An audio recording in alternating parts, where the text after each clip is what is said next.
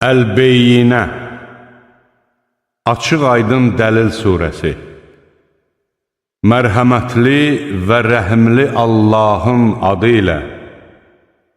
Kitab əhlindən və müşriklərdən inkar edənlər, onlara açıq aydın dəlil gəlməyincə küfürlərindən əl çəkmədilər. Bu dəlil pak səhifələri oxuyan Allahın göndərdiyi elçidir. Onların içində doğru yazılar vardır. Kitab verilənlər onlara yalnız aydın bir dəlil gəldikdən sonra firqələrə bölündülər.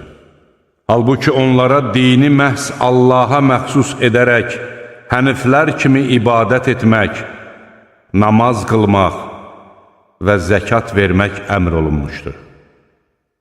Doğru dində elə budur.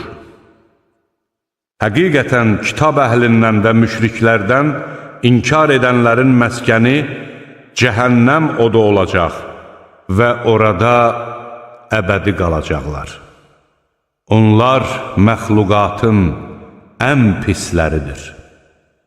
Şübhəsiz ki, iman gətirib yaxşı işlər görənlər məxluqların ən yaxşısıdırlar.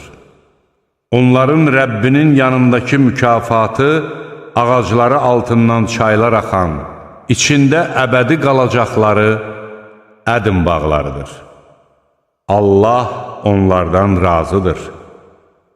Onlar da Allahdan razıdırlar. Bu nemətlər Rəbbindən qorxan kimsələrdən ötürüdür.